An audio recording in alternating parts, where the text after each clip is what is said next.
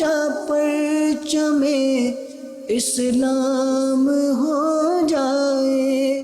الحمدللہ رب العالمین والصلاة والسلام علی سید المرسلین، اما بعد فاعوذ باللہ من الشیطان الرجیم، بسم اللہ الرحمن الرحیم۔ الصلاة والسلام علیک یا رسول اللہ وعلی آلک واصحابک یا حبیب اللہ۔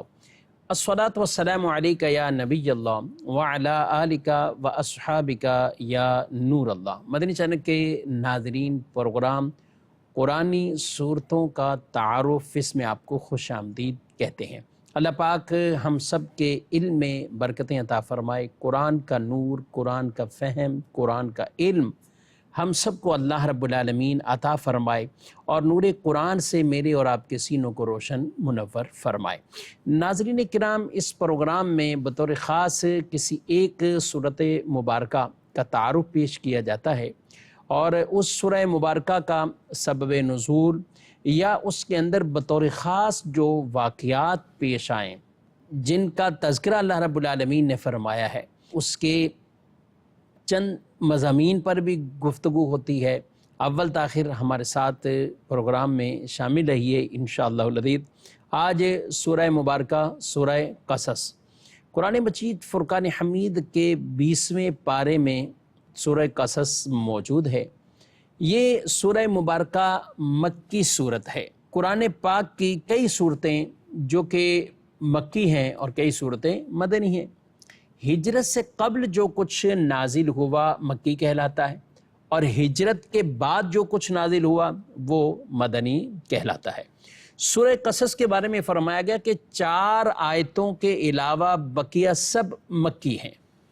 سبحان اللہ، صحابہ کرام علیہ مردوان نے کتنی محنتوں کے ساتھ قرآن سے ایک لگاؤ تھا، تعلق تھا، کہ کتنی محنتوں اور محبت کے ساتھ قرآن پاک کو نبی پاک صلی اللہ علیہ وسلم سے سیکھا، سمجھا، ایک ایک آیت کے بارے میں یاد رکھا اور اسے بیان کیا، اور کہا کہ یہ جیسے کہ یہ سورہ مبارکہ کہ 4 آیتیں مدنی ہیں، بقیہ مکی ہے، یعنی 4 آیات کے علاوہ بقیہ سب وہ مکی صورت ہے۔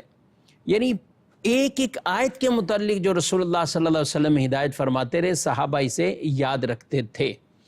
سورہ قصص کے حوالے سے فرمایا کہ الذین آتیناہم الکتاب، اس آیت مبارکہ سے لے کر لا نبتغی الجاہلین، یہ 4 آیتیں یہاں سے لے کر یہاں تک ہیں، یعنی لا نبتغی الجاہلین یہاں تک یہ 4 آیتیں مکمل ہوتی، یہ مدنی ہیں۔ اور ایک آیت اس میں ان الذی فرض علیک القرآن، یہ والی آیت مبارکہ کہ جس کے بارے میں فرمایا گیا مکہ مکرمہ اور مدینہ منورہ کے درمیان میں نازل ہوئی۔ اللہ اکبر، یعنی یہ انداز ہے قرآن سے ایک ایک آیت کو باقاعدہ جس طرح انہوں نے سمجھا، سیکھا اور آگے بیان فرمایا۔ سبحان اللہ۔ اس سورہ مبارکہ کے 9 رکوع ہیں اور 88 اس کی آیتیں ہیں، اور یہ سورہ مبارکہ 20ویں پارے میں موجود ہے۔ قصص کا معنی ہے واقعات اور قصے۔ اس سورہ مبارکہ میں مختلف واقعات موجود ہیں۔ حضرت موسیٰ علیہ السلام کی پیدائش، پھر موسیٰ علیہ السلام کا دریا میں آپ کی والدہ کا انہیں ڈال دینا، پھر کس طرح فرعون کے پاس پہنچنا، پھر فرعون جس نے اپنے ظالم لوگ چھوڑے ہوئے تھے اور یہ ظالمانہ حکم اس نے کیا ہوا تھا کہ کسی بھی لڑکے کو زندہ نہیں رکھنا، انہیں مار دینا ہے، قتل کرنا ہے، تو ان سے اللہ پاک نے ان شریروں سے کیسے حضرت موسیٰ علیہ السلام کی حفاظت فرمائی، اور فرعون ہی کو ایک طرح کا ظاہری محافظ بنا دیا، یعنی اسی کے ذمہ لگا دیا۔ یہ رب کی شانیں ہیں۔ تو یوں حضرت موسیٰ علیہ السلام کا وہ واقعہ اس میں موجود ہے۔ اسی طریقے سے فرعون، قارون، ان کے واقعات بھی موجود ہیں۔ حضرت موسیٰ علیہ السلام کے مدین جانے کا، حضرت شعیب علیہ السلام کی بیٹی سے نکاح ہونے کے حوالے سے یہ بھی واقعات اسی سورہ مبارکہ میں موجود ہیں۔ انشاءاللہ کچھ اس کا خلاصہ بیان کریں گے، کچھ مضامین بھی بیان کریں گے۔ آپ ہمارے ساتھ رہیں تو بڑھتے ہیں ہم مزید اس سورہ مبارکہ کے مضامین کی طرف۔ سورہ قصص میں جو بطور خاص واقعہ بیان ہوا وہ حضرت موسیٰ علیہ السلام اور فرعون کا۔ حضرت موسیٰ علیہ السلام اور فرعون کا واقعہ یہ کوئی پہلی دفعہ بیان نہیں ہو رہا، بلکہ سورہ قصص سے پہلے بھی تقریباً 19 بار یہ بات بیان ہو چکی، اور بعد میں بھی 17 بار علماء نے لکھا، تفاسیر میں بیان کیا کہ یہ واقعہ اتنی کثرت سے بیان ہوا، کیوں اتنی کثرت سے یہ واقعات موسیٰ علیہ السلام، فرعون، یہ واقعات کیوں بیان ہوئے؟ ایک بات تو یہ ہے کہ نبی کریم صلی اللہ علیہ وآلہ وسلم پر یہ واقعات بیان ہوئے، وحی آئی اور آپ نے انہیں مکہ کے لوگوں کو یہ واقعات بیان کیے، کیونکہ وہ لوگ یہ جانتے تھے کہ رسول اللہ صلی اللہ علیہ وآلہ وسلم یہ بظاہر دنیا میں انہوں نے کسی سے کچھ پڑھا نہیں ہے، کہ کسی کے شاگرد یوں نہیں ہے، ان کو اسی اعتبار سے امی کہا جاتا ہے۔ رسول اللہ صلی اللہ علیہ وسلم کے ایک نام ہے، لقب ہے امی، یعنی بغیر پڑھے ہوئے، کہ مخلوق میں سے کسی سے آپ نے نہیں پڑھا، آپ کو آپ کے رب نے سکھایا پڑھایا، رب نے آپ پر علم اتارا، وحی کی، اور یہ ساری خبریں، واقعات، قصے یہ اللہ نے آپ کو بیان فرمائے۔ تو یہ آپ کی ایک رسالت، نبوت کی ایک بین دلیل۔ دوسری بات یہ ہے کہ مختلف طریقے سے یہود نے ان واقعات میں کئی چیزیں خلط ملط کی اور ان کو اضافہ کیا، کہیں کمی کی، کاٹ چھانٹ کر کے عجیب و غریب طریقے سے۔ تو موسیٰ علیہ السلام کے ان واقعات کو جو نبی پاک صلی اللہ علیہ وسلم نے بیان فرمایا، وہ وحی کے مطابق بیان فرمایا کہ جیسے جیسے تھا ویسے معاملہ۔ واقعات چونکہ مشہور تھے تو یوں آپ صلی اللہ علیہ وسلم کے بارے میں وہ لوگ بھی حیران رہ جاتے تھے کہ یہ بظاہر انہوں نے تو کہیں اور سے تو باقاعدہ یہ تاریخ کا علم نہیں سیکھا، لیکن یہ تاریخ کیسے بتا رہے ہیں؟ تو وہ تاریخ ایسے بتا رہے تھے کہ اللہ رب العالمین پیارے حبیب صلی اللہ علیہ وسلم پر وحی فرما رہا تھا، اور حضور آگے ان کو پچھلی تاریخی باتیں بتا رہے تھے اور وہ واقعات سکھا رہے تھے، سمجھا رہے تھے۔ اللہ پاک ارشاد فرماتا ہے، نَتْلُو عَلَيْكَ مِن نَبَإِ مُوسَى وَفِرْعَوْنَ بِالْحَقِّ لِقَوْمٍ يُؤْمِنُونَ، ہم تم پر پڑھیں موسیٰ اور فرعون کی سچی خبر ان لوگوں کے لیے جو ایمان رکھتے ہیں۔ ایمان والوں کے لیے بطور خاص کہا کیونکہ وہی ان واقعات سے کچھ سبق حاصل کریں گے، وہ ان سے درس حاصل کریں گے۔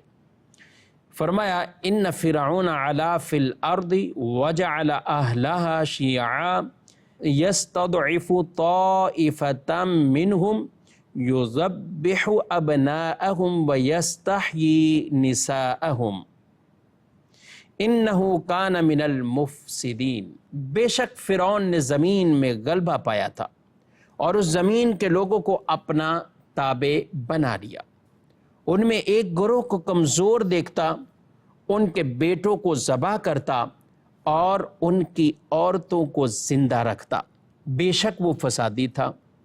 یعنی جن کے ہاں بیٹا پیدا ہو تو اس کو مار دیتا، ذبح کر دیتا، اور جن کے ہاں بیٹیاں ہوں انہیں وہ زندہ رکھتا تھا۔ معاملہ یہ تھا کہ مصر کی سرزمین میں فرعون کا غلبہ تھا۔ فرعون بڑے ہی غرور اور تکبر اور فخر کے اندر مبتلا تھا، اور یہ اپنا بندہ ہونے ہی گویا کہ بھول گیا تھا اور لوگوں کو اپنی عبادت کا کہتا تھا۔ اب جب اس طرح کا معاملہ ہوا کہ اپنے ہی کاہنوں جادوگروں نے اس کو جب بتایا اور اس کے کسی خواب کی ایک تعبیر بتائی گئی کہ کوئی ایک لڑکا پیدا ہوگا بنی اسرائیل میں جو یہ تخت ادھر ادھر کر دے گا، اور اس وقت اس نے بنی اسرائیل کے لوگوں میں ان کے اندر جو بیٹے پیدا ہوتے تو یہ ان کو مروا دیتا تھا، ذبح کرتا تھا۔ باقاعدہ اس کے سپاہی لوگ، عورتیں یہ نشاندہی کے لیے، خبر لانے کے لیے کہ کس کے یہاں ولادت ہو رہی ہے، کس کے یہاں کیا پیدا ہوا، تو یہ اس کو بتاتے اور اس کے سپاہی جا کے مار دیتے تھے۔ تو یوں سب کے بچوں کو مارا جا رہا تھا، لڑکوں کو مارا جا رہا تھا اور لڑکیوں کو یہ زندہ رکھتا تھا کہ ان سے خدمت کے کام لیں گے، اور لڑکوں کو مار دیتا تھا۔ اور یہ بھی کہا گیا کہ خواب نہیں بلکہ ویسے ہی اس کو کاہنوں نے جو حساب کتاب بناتے تو اس نے ویسے ہی اس کو بتا دیا کہ تمہاری بادشاہ کا تختہ وہ یوں الٹایا جائے گا، تو وہ لڑکا کوئی پیدا ہوگا، تو اس نے کہا کہ لڑکوں کو ہی مار دو، جب وہ مر جائیں گے تو پیچھے کچھ کوئی رہے گا نہیں۔ تو چنانچہ موسیٰ علیہ السلام کی ولادت ہوئی اور موسیٰ علیہ السلام کی والدہ وہ پریشان تھی کہ کیا ہوگا۔ اللہ پاک نے ارشاد فرمایا ہے اور والدہ کی طرف وحی یعنی الہام کیا، اور وحی کی نسبت جب بھی غیر نبی کی طرف ہو تو اس سے مراد الہام ہوتا ہے۔ یہ کئی مقامات پر اور بھی اس کو بیان کیا گیا، قرآن پاک میں بھی ہے اس کے اطلاقات اور احادیث طیبہ کے اندر بھی ہے۔ فرمایا وَأَوْحَيْنَا إِلَىٰ أُمِّ مُوسَىٰ أَنْ أَرْضِعِيهِ فَإِذَا خِفْتِ عَلَيْهِ فَأَلْقِيهِ فِي الْيَمِّ وَلَا تَخَافِي وَلَا تَحْزَنِي إِنَّا رَادُّوهُ إِلَيْكَ وَجَاعِلُوهُ مِنَ الْمُرْسَلِينَ۔ اور ہم نے موسیٰ کی ماں کو الہام فرمایا کہ اسے دودھ پلا، پھر جب تجھے اس سے اندیشہ ہو تو اسے دریا میں ڈال دے، اور نہ ڈر اور نہ غم کر، بے شک ہم اسے تیری طرف پھیر لائیں گے اور اسے رسول بنائیں گے۔ اس کا واقعہ کچھ یوں ہے، جب موسیٰ علیہ السلام کی ولادت ہوئی تو آپ کو آپ کی والدہ دودھ پلاتی تھی، اور یہ خبر موسیٰ علیہ السلام کی جو بہن تھی اس کے علاوہ کسی اور کو پتہ ہی نہیں۔ تو یہ بھی بیان کیا گیا کہ موسیٰ علیہ السلام بچپن میں بھی روتے نہیں تھے، نہ حرکت کرتے تھے، نہ کوئی روتے تھے، اور یہ اللہ کی طرف سے سبحان اللہ حکمتیں ہیں، اور اللہ کی طرف سے ہی ان کے دلوں میں باتیں یہ ڈال دی گئی۔ الہام ان کی والدہ کو ہو گیا کہ ڈرو نہیں، دودھ پلاؤ، جب ڈرنے لگ جاؤ اور اندیشہ ہے کہ وہ مار دیں گے، قتل کر دیں گے، تو پھر دریا میں ڈال دو، اور پھر بھی ڈرنا نہیں ہے۔ اللہ کا یہ وعدہ ہے کہ تمہاری طرف ہی لوٹائیں گے، تمہاری طرف اسے ہم لوٹائیں گے، اِنَّا رَادُّوهُ إِلَيْكَ، تمہاری طرف ہم لوٹا دیں گے، پھیر دیں گے، بس تم ڈرو نہیں۔ تو دریائے نیل کے اندر حضرت موسیٰ علیہ السلام کو ایک صندوق میں ڈال کر انہوں نے ڈال دیا۔ جب ان کو خطرہ لاحق ہوا تو ایک رات انہوں نے صندوق میں ڈال دیا، اور وہ صندوق دریا کے اندر، اب وہ دریا کی موجوں میں ہے۔ آگے اللہ پاک ارشاد فرماتا ہے تو اسے فرعون کے گھر والوں نے اٹھا لیا تاکہ وہ ان کے لیے دشمن اور غم بنے، بے شک فرعون اور حامان اور ان کے لشکر خطا کار تھے۔ اب جب دریا کی موجوں سے وہ صندوق گزرتا ایک نہر وہ بھی تھی کہ اس دریا سے ایک نہر جدا ہوتی جو فرعون کے محل کی طرف جا رہی تھی، اور یہ صبح نہر کے کنارے سیر کر رہا ہے، تو یوں اس کا وہ صندوق اٹھا کر فرعون کے پاس پہنچایا گیا۔ جب اس نے دیکھا تو اس صندوق کو کھولا گیا تو اندر ایک بچہ ہے جو اپنے انگوٹھے کو، انگلیوں کو چوس رہا ہے۔ اس پر ان کی بیوی نے کیا کہا، سبحان اللہ، وَقَالَتِ امْرَأُ فِرْعَوْنَ قُرَّةُ عَيْنٍ لِّي وَلَكَ لَا تَقْتُلُوهُ عَسَىٰ أَن يَنفَعَنَا أَوْ نَتَّخِذَهُ وَلَدًا وَهُمْ لَا يَشْعُرُونَ۔ اور فرعون کی بیوی نے کہا یہ بچہ میری اور تیری آنکھوں کی ٹھنڈک ہے، اسے قتل نہ کرو، شاید یہ ہمیں نفع دے یا ہم اسے بیٹا بنا لیں۔ وہ بے خبر تھے، اور وہ بے خبر تھے، اور وہ بے خبر تھے۔ اب معاملہ یہ ہوا کہ فرعون کی بیوی نے کہا، بیوی نیک خاتون تھی اور انبیاء کی اولاد میں سے تھی، اور یہی بیوی جو آسیہ جو مسلمان ہوئی، یہ بیوی نے کہا کہ یہ بچہ سال سے زیادہ کا معلوم ہوتا ہے، پتہ نہیں کس ملک سے یہ چلتا ہوا پانی میں آ رہا ہے، تو تم نے جو قسم کھائی ہے یا تم نے جو ارادہ کیا ہوا ہے وہ تو ایک سال کے اندر اندر جو بچے پیدا ہوں گے نا اس میں، تو یہ تو سال سے زیادہ لگ رہا ہے۔ پھر دوسری بات، تمہیں جو خطرہ ہے وہ مصر کے اندر یہاں لوگوں سے ہے، کسی دوسرے ملکوں سے آنے والوں سے خطرہ تھوڑی ہے۔ تو بی بی آسیہ کی اس گفتگو سے یہ مان گئے ہاں یہ بات تو ٹھیک ہے، حالانکہ وہ انجام سے بے خبر تھے کہ آگے ہونا کیا ہے۔ اب یوں یہ طے پایا کہ یہ بچہ ہمارے پاس رہے گا، اس کی ہم پرورش کریں گے، اس کو بڑا کریں گے۔ لیکن معاملہ یہ ہوا کہ حضرت موسیٰ علیہ السلام نے کسی عورت کا دودھ نہیں پیا، اور یہ بھی اللہ کی طرف سے ان کے دل میں گویا کہ یہ بات ڈالی گئی۔ اور قرآن میں اللہ فرماتا ہے وَحَرَّمْنَا عَلَيْهِ الْمَرَاضِعَ مِن قَبْلُ فَقَالَتْ هَلْ أَدُلُّكُمْ عَلَىٰ أَهْلِ بَيْتٍ يَكْفُلُونَهُ لَكُمْ وَهُمْ لَهُ نَاصِحُونَ۔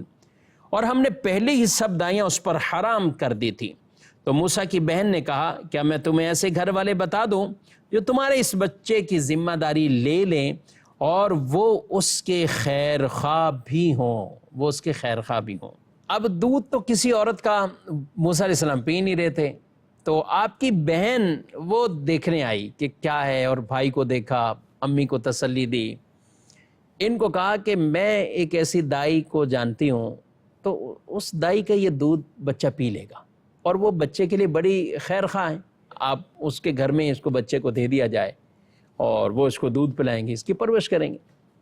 تو یوں حضرت موسیٰ علیہ السلام کی والدہ کی گود میں یہ واپسی پہنچے، اور اللہ کا بتایا ہوا فرمایا ہوا وعدہ حق اور سچ، جس کو عینی طور پر آنکھوں سے دیکھا اور مشاہدہ کیا، ایک ماں کے لیے اپنے بچے کو دریا کی موجوں میں اتار دینا یہ نارمل بات نہیں، لیکن یہ رب کی طرف سے ایک الہام تھا، اللہ کی طرف سے ان کے ایک دل میں ایسی یقینی کیفیت تھی کہ ہم تمہاری طرف سے لوٹا دیں گے، دوبارہ تمہاری طرف یہ آ جائے گا۔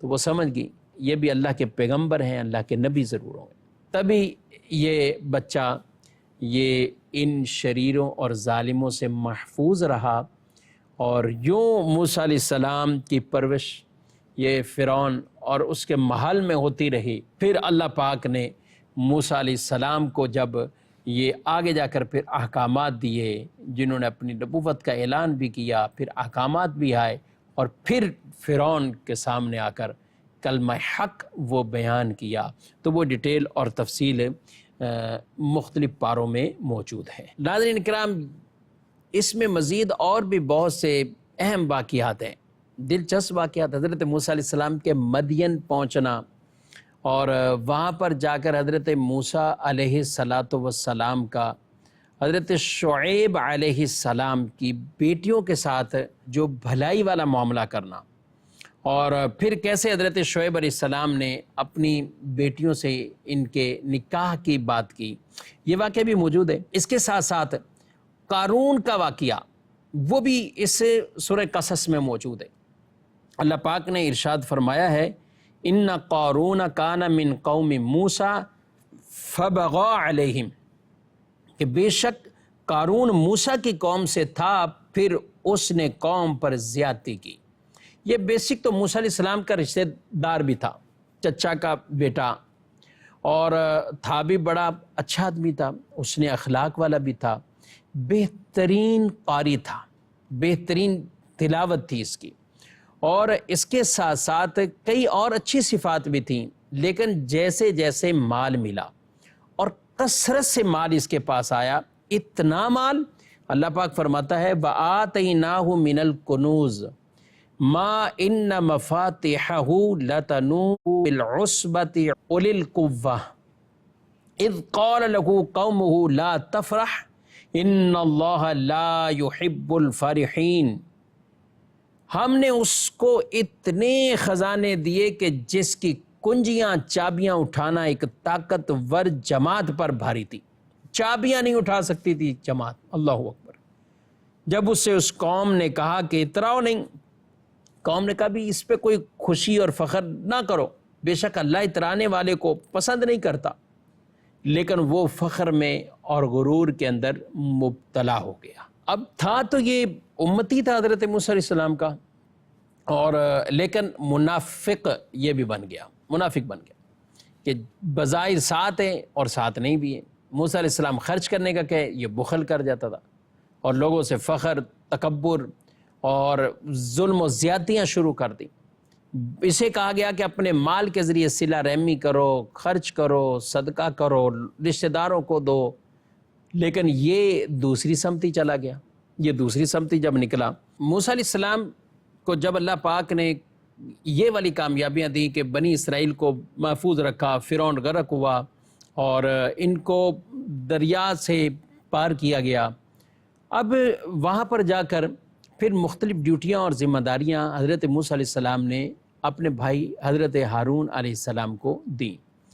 اس سے قارون کو حسد ہو گیا، اور یہ کہنے لگا کہ میں بہترین توریت کا قاری ہوں اور یہ سب کچھ ہے، لیکن پھر مجھے وہ ڈیوٹی نہیں ملی، ذمہ داریاں نہیں ملی۔ تو حضرت موسیٰ علیہ السلام نے کہا کہ یہ منصب اللہ نے انہیں عطا فرمایا، منصب اللہ نے عطا فرمایا، تو اس پر یہ موسیٰ علیہ السلام سے جھگڑا کرنے لگا۔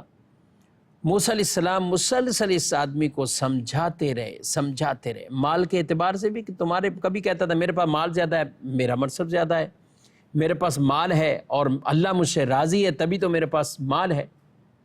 تو مختلف انداز سے اس کو سمجھایا گیا کہ مال ہونا یہ رب کی رضا کی دلیل نہیں، رب کے احکامات کا آدمی تابع ہو جائے، اطاعت گزار ہو جائے تو یہ وہ بندہ ہے کہ جو اللہ کی رضا والے کام کر رہا ہے، رب اس سے راضی۔ لیکن قارون نے یہ چیزیں ایک بھی نہ سنی۔ زکوٰۃ کا وقت آیا تو پھر بھی اس نے معاذ اللہ ثم معاذ اللہ حضرت موسیٰ علیہ السلام پر ایک عورت کے ذریعے الزام لگا دیا۔ تو یوں بھی حضرت موسیٰ علیہ السلام کو طرح طرح سے تکلیف بھی یہ پہنچاتا رہا۔ بالآخر قرآن مجید فرقان حمید میں اللہ پاک نے بیان کیا کہ اس کو دھنسا دیا گیا۔ فَخَسَفْنَا بِهِ وَبِدَارِهِ الْأَرْضِ، تو ہم نے اسے اور اس کے گھر کو زمین میں دھنسا دیا۔ فَمَا كَانَ لَهُ مِنْ فِيَةٍ يَنْصُرُونَهُ مِنْ دُونِ اللَّهِ وَمَا كَانَ مِنَ الْمُنْتَصِرِينَ، تو اس کے پاس کوئی جماعت نہ تھی جو اللہ کے مقابلے میں اس کی مدد کرتی، نہ وہ خود اپنی مدد کر سکا۔ تو یوں قارون کو اس کے مال کے ساتھ ہی تباہ و برباد کر دیا گیا، زمین میں دھنسا دیا گیا۔ موسیٰ علیہ السلام نے اس کا مال بھی نہیں لیا، کہ کہیں ایسا نہ ہو کہ لوگ یہ کہیں کہ موسیٰ علیہ السلام نے اس لیے اس کے حوالے سے اللہ کی بارگاہ میں جو دعائیں کی، دعائے ضرر بھی کی، کہ تو یہ شاید مال لینے کے لیے، تو مال سمیت اس کو گرفت میں لینے کا کہا اور اس کو دھنسا دیا گیا۔ ناظرین کرام، مال بھی یہ سبب بنتا ہے کہ آدمی کو تکبر میں ایسا مبتلا کرے، کبھی کبھی انسان ایمانیات پر بھی سودا کر بیٹھتا ہے۔ اسی طرح اور بھی کئی اسباب ایسے ہیں کہ جس کی وجہ سے اس کا ایمان بھی ضائع ہو جاتا ہے۔ اللہ پاک عافیت سلامتی عطا فرمائے، ایسی چیزوں سے ہمیں بچنے کی توفیق عطا فرمائے۔ یہ واقعات یہ ہماری رہنمائی کے لیے، یہ واقعات یہ ہمیں نصیحت کے لیے ہیں۔ انہی واقعات سے ہمیں ہدایت، رشد کا نور حاصل ہوتا ہے۔ اللہ پاک اپنی اور اپنے پیارے حبیب علیہ السلام کی سچی پکی غلامی، اطاعت، فرما برداری والی زندگی ہم سب کو نصیب فرمائے۔ آمین بجاہ النبی الامین صلی اللہ علیہ وسلم۔ یہی ہے آرزو تعلیم قرآن عام ہو جائے، ہر کے پرچم سے اونچا پرچم اسلام ہو